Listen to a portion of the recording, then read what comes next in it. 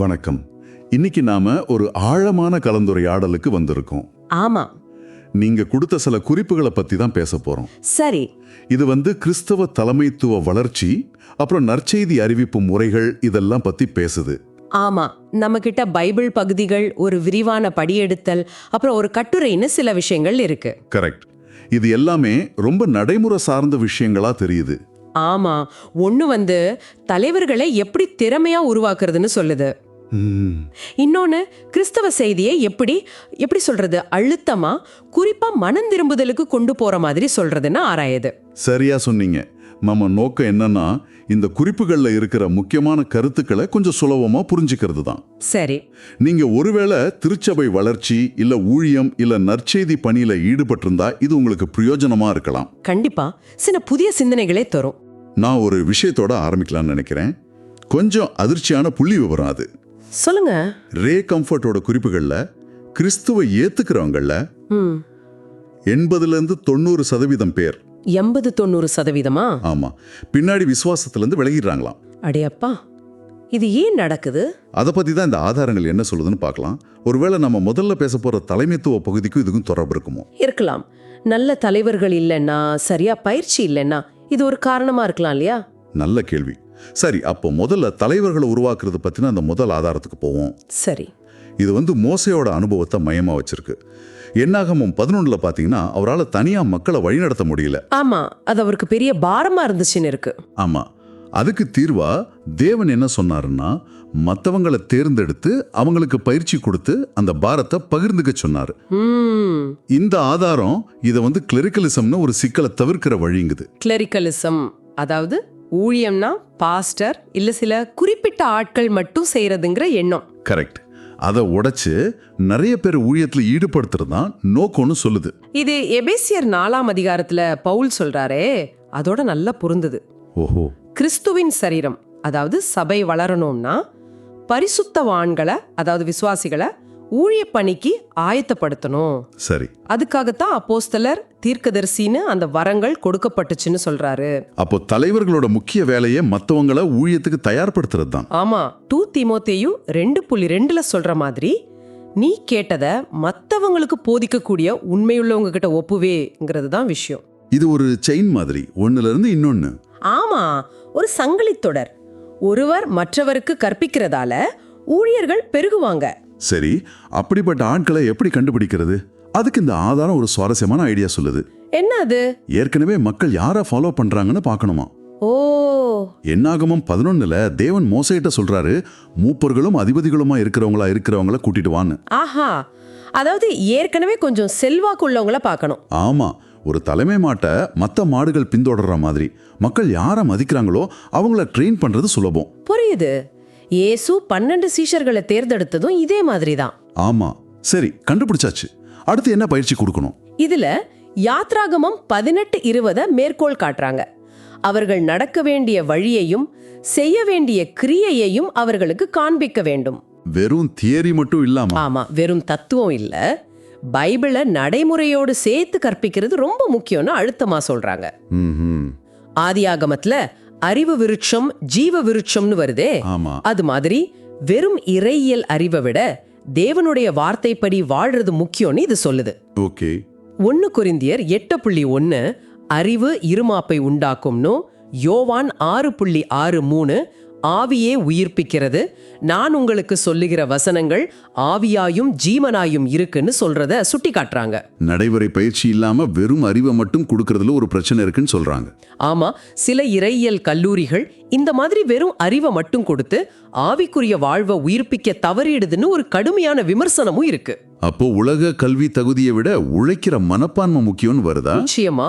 இயேசுவை பத்திய மக்கள் இவர் படிக்காதவராச்சேன்னு ஆச்சரியப்பட்டாங்கன்னு யோவான் 7:15 சொல்லுது. லூக்கா 10:2 கூட இயேசு அருக்கு ரொம்ப அதிகம், வேலையாட்கள் தான் கொஞ்சமா இருக்காங்கன்னாரு.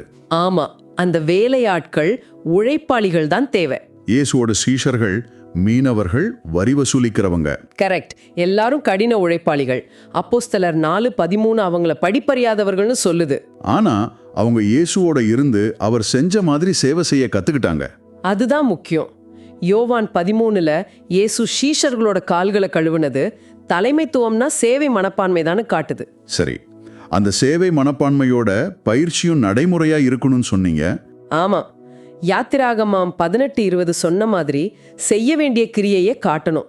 இயேசு வெறும் போதனையோட நிறுத்தல. மத்தேயு 10, லூக்கா 9:10 பாத்தீங்கன்னா அவங்களுக்கு அதிகாரம் கொடுத்து ஊழியத்துக்கு அனுப்புனாரு.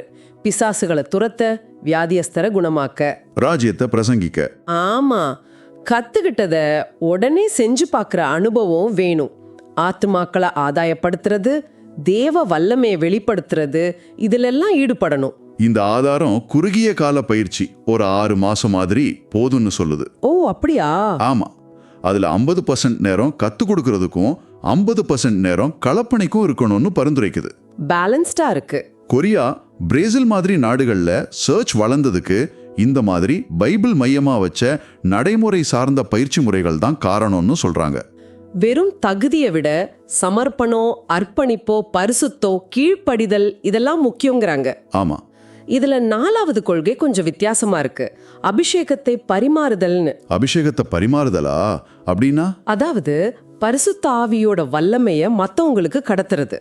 ஓ, என்னாகமோ 11ல் தேவன் மோசேயிட்டு உன் மேல இருக்கிற ஆவியில எடுத்து அவங்க மேலையும் வைப்பேன்னு சொன்னாரு. ஆமா, பாரத்தை சுமக்க சக்தி வேணும் இல்லையா? அப்போஸ்தலர் 9:10. இயேசுவே கூட ஆவியானவரோட பலத்தோடு தான் ஊழியத்தை ஆரம்பிச்சாருன்னு லூக்கா 4:18 சொல்லுது. ஆமா, ஆக ஆவிக்குரிய வல்லமை இல்லாம தலைமைத்துவம் ஜெயிக்காதுன்னு இது சொல்ல வருது. இது ஒரு முக்கியமான கேள்விக்கு கொண்டு போகுது. யாரு இந்த பயிற்சியை கொடுக்கணும்? அதுக்கு இந்த ஆதாரம் ஒரு எச்சரிக்கை கொடுக்குது. என்னது? அபிஷேகம் பெற்ற, அதாவது ஊழியத்துல கனி கொடுத்த தலைவர்கள் தான் மத்தவங்களுக்கு அந்த அபிஷேகத்தை பகிர முடியும். ஓஹோ. ஆதியாகமம் 1ல் விதை தன்னினத்தின் படியே கனி கொடுக்கும்னு ஒரு நியதி இருக்குல்ல? ஆமா. அது மாதிரி பலனற்றவங்க பயிற்சி கொடுத்தா அவங்க அந்த பலனற்ற தன்மையை தான் பெருக்குவாங்கன்னு சொல்லுது. இது கொஞ்சம் கடுமையானதா இருக்கே. ஆமா, ஆனா யோசிக்க வைக்குது. மோசே மூப்பர்களுக்கும் எலியா எலிசாவுக்கும் இயேசு சீஷர்களுக்கும் ஆவிய பகிர்ந்தளிச்சத உதாரணமா காட்டுது. அப்போ இது ஜெபம், உபவாசம், தேவனோட வழிநடத்துதல் மூலியமா நடக்குது. அப்போஸ்தலர் 13:13 மாதிரி. சரிதான். அப்புறம் கடைசி கொள்கை 5வது. சொல்லுங்க. அதிகாரத்தை மட்டும் இல்ல, பாரத்தையும் பகிர்ந்து கொடுக்கணும். என்னாகம 11ல் சொன்ன மாதிரி நீ சுமக்கிற ஜனத்தின் பாரத்தை அவர்களும் உன்னோட கூட சுமக்கும்படிக்கு. அதேதான். ஆதாரம் என்ன சொல்லுதுன்னா, பொறுப்பை ஏத்துக்க தயாரா இருக்கிறவங்கள உயர்த்துங்க, ஆனா அதிகாரத்தை மட்டும் தேடுறவங்க கிட்ட ஜாக்கிரதையா இருங்கன்னு.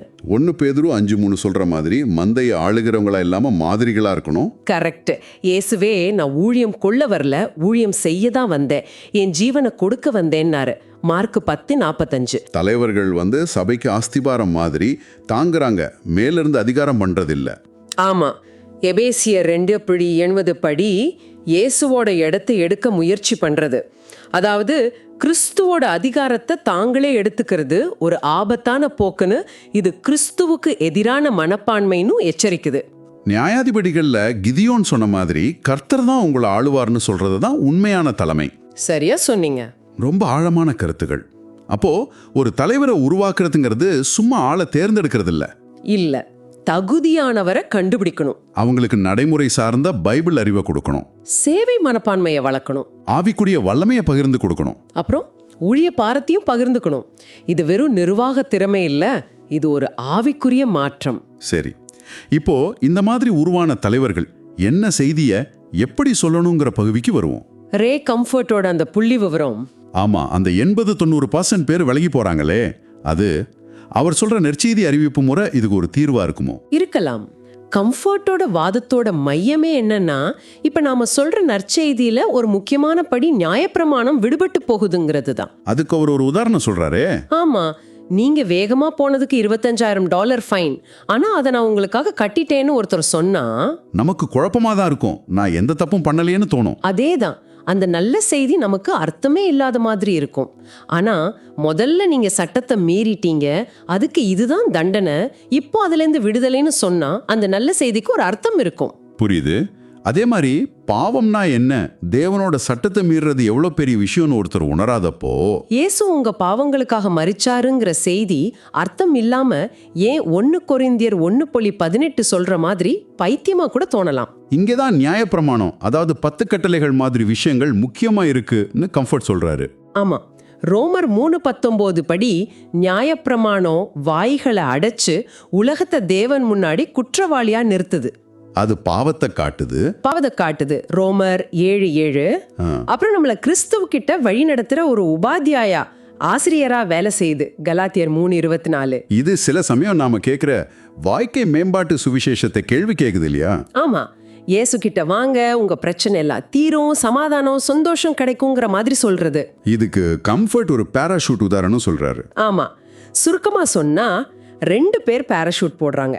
ஒருத்தர் விமான பயணம் நல்லா இருக்கணும்னு போடுறாரு. அது கனமா இருக்கு, மத்தவங்க சிரிக்கிறாங்கன்னா அதை கழட்டிடுறாரு. சரி. இன்னொருத்தர் கிட்ட 25,000 அடியில இருந்து குதிச்சு தப்பிக்க இது வேணும்னு சொல்றாங்க. ஓ.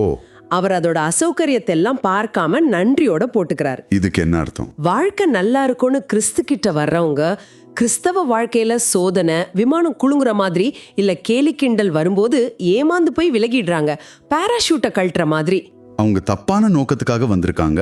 ஆமா, ஆனா எபிரேயர் 9:27 சொல்ற மாதிரி மனுஷனுக்கு ஒரே தடவை மரிக்கணும், அப்புறம் நியாய தீர்ப்புங்கிறது நிச்சயம்னு உணருது. வரப்போற தேவ கோபத்திலிருந்து குதிக்கிறதுல இருந்து தப்பிக்க கிறிஸ்து கிட்ட வர்றவங்க அவங்க சோதனைகள் வந்தாலும் நிலைச்சு நிப்பாங்க. ஏன்னா அவங்களோட நோக்கம் அப்போதைய சந்தோஷம் இல்ல, நித்திய அழிவிழந்து தப்பிக்கிறது, தேவனோட நீதிய பெறுகிறது. சரிதான். இதுல இன்னொரு முக்கியமான வேறுபாட்டையும் கம்ஃபர்ட் சொல்றாரு. கிடைமட்ட மனம் திரும்புதல், செங்குத்து மனம் திரும்புதல். அது என்ன? கிடைமட்டம்னா மனுஷங்களுக்கு எதிரா செஞ்ச தப்புக்காக வருத்தப்படுறது. சரி. ஆனா செங்குத்துங்கிறது தேவனுக்கு எதிரா பாவம் செஞ்சதை உணர்ந்து வருத்தப்படுறது. தேவவீது சங்கீதம் 51:4 தேதரீர் ஒருவருக்கே விரோதமாய் பாவம் செய்தேன்னாரு. ஆமா, யோசேப்பு தேவனுக்கு விரோதமா பாவம் செய்யறது எப்படின்னாரு. ஆதியாகமம் 39:9. கெட்ட குமாரனும் பரத்துக்கு விரோதமாகவும் உமக்கு முன்பாகவும் பாவம் செய்தேன்னா லூக்கா 15:21. தேவனுக்கேற்ற துக்கம் தான் உண்மையான மனம் திரும்புதலுக்கு வழிவகுக்கும்னு 2 கொரிந்தியர் 7:10 சொல்லுது. கரெக்ட். நோய, அதாவது பாவத்தை சரியா கண்டுபிடிச்சாதான் மருந்தான கிருபையோட அருமை தெரியும். இல்லனா கிருபைய ஒரு சாக்கா பயன்படுத்தி தொடர்ந்து பாவம் செய்வாங்கன்னு எபிரேயர் 10:29 எச்சரிக்குது. அப்போ கம்ஃபர்ட்டோட அணுகுமுறை எப்படி இருக்கு? சாதாரணமா பேசி ஆரம்பிச்சு அதை கொஞ்சம் ஆவிக்குரிய விஷயங்களுக்கு திருப்பி அப்புறம் நியாயப்பிரமாணத்தை யூஸ் பண்றது. 10 கட்டளைகள் மாதிரி. ஆமா, பொய் சொல்லிருக்கீங்களா, திருடி இருக்கீங்களா, இச்சை, தேவதூஷணம், வெறுப்பு, கொலைக்கு சமம், இந்த மாதிரி கேள்விகள் கேட்டு தேவன் பார்வையில நாம குற்றவாளின்னு மனசாட்சியை வச்சே உணர வைக்கிறது. ரோமர் 2:15. ஆமா, அப்புறம் தேவன் நீதி உள்ளவர், அதனால பாவத்தை தண்டிக்கணுங்கிற நியாய தீர்ப்பை விளக்கணும். கடைசியா அந்த தண்டனையை இயேசு சிலுவையில ஏத்துக்கிட்டாரு. கலாத்தியர் 3:13, ரோமர் 5:8ங்கிற நற்செய்தியை சொல்லி மனம் திரும்பி அவரை விசுவாசிக்க கூப்பிடணும். வெஸ்லி மாதிரி ஆட்கள் கூட 90% நியாயப்பிரமாணம் 10% கிருபைன்னு பிரசங்கிச்சாங்கன்னு அவர் சொல்றாரு. ஆமா, சிலருக்கு இது ரொம்ப கடினமா இல்ல குற்ற உணர்ச்சியை தூண்டுற மாதிரி தோணலாம். ஆனா கம்ஃபர்ட்டோட நோக்கம் பாவத்தோட தீவிரத்தை உணர்த்தினாதான் கிருபையோட மதிப்பு முழுசா புரியுங்கிறது. அந்த புரிதல் தான் உண்மையான நிலைச்சு நிக்கிற மனம் திரும்புதலுக்கு வழிவகுக்கும்னு அவர் நம்புறாரு. இது நாம ஆரம்பத்துல பார்த்த அந்த 80-90% பேர் விலகி போற பிரச்சனைக்கு ஒரு தீர்வா இருக்கலாம். இந்த நற்செய்தி அறிவிப்போட அவசரத்தை உங்களோட இன்னொரு ஆதாரம் மிகப்பெரிய தேவைங்கிற கட்டுரையோட சேர்த்து பார்க்கலாம். ஏன் இந்த அவசரம்? ஆமா, அந்த கட்டுரை சில காரணங்களை சொல்லுது. கோடிக்கணக்கான பேர் பாவத்துல தொலைஞ்சு போயிட்டு இருக்காங்க. ரோமர் 3:23. திருச்சபைகள் பலவீனமா இருக்கு. ஆமா, ஆனா இந்த தேவை ஏன் பூர்த்தி செய்யப்படல, அதுக்கு சில காரணங்களை அந்த ஆதாரம் சொல்லுது. என்ன காரணங்கள்? 1, அக்கறையின்மை. இயேசுவே தொலைஞ்சு போனதை தேடத்தான் வந்தாரு. லூக்கா 19:10. அப்புறம் அறிவின்மை, எப்படி சொல்றதுன்னு தெரியாதது. பயம். தைரியமின்மை, கேலி கிண்டலுக்கு பயப்படுறது. மத்தேயு 5:11-12.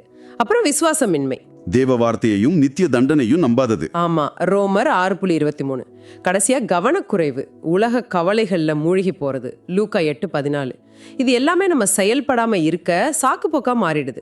அப்போ தனிப்பட்ட முறையில நற்செய்தியா சொல்றதுங்கிறது கிறிஸ்துவின் கட்டளையை நிறைவேற்றுறது மட்டும் இல்ல, அது மத்தவங்க மேல காட்டுற அன்பு.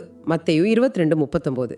ஆதி திருச்சபையோட மாதிரி நியாய தீர்ப்போட யதார்த்தத்தை உணர்ந்திருக்கிறதோட வெளிப்பாடு. எல்லாத்துக்கும் மேல லூக்கா 15 சொல்ற மாதிரி ஒரு பாவி மனம் திரும்பும் போது பரலோகத்துல சந்தோஷம் உண்டாகும்ல. ஆமா, அந்த சந்தோஷத்துல பங்கு பெறுறது. கம்ஃபர்ட்டோட போதனையை கேட்டவங்க சொன்ன அனுபவங்கள் கூட இந்த நேரடியான அணுகுமுறைக்கு நல்ல பலன் இருக்குன்னு காட்டுது. சரி, அப்போ இன்னைக்கு நாம பார்த்ததை சுருக்கமா சொன்னா, தலைமைத்துவத்தை பொறுத்த வரைக்கும் அதிகாரம் பண்றவங்க இல்ல, சேவை செய்யற உழைக்கிற தலைவர்களை கண்டுபிடிக்கணும். அவங்களுக்கு நடைமுறையான பைபிள் மையமா வச்ச பயிற்சி கொடுக்கணும். ஆவிக்குரிய வல்லமையால நிரப்பி ஊழிய பாரத்தையும் பகிர்ந்துக்கணும். இதுதான் உண்மையான வளர்ச்சிக்கு வழி. நற்செய்தி அறிவிப்புல ஒரு முக்கியமான பார்வை என்னன்னா, கிருபையை சொல்றதுக்கு முன்னாடி நியாயப்பிரமாணத்தை வச்சு பாவத்தோட தீவிரத்தை உணர்த்தணும். சத்துக்கும் வழிவகுக்கும்.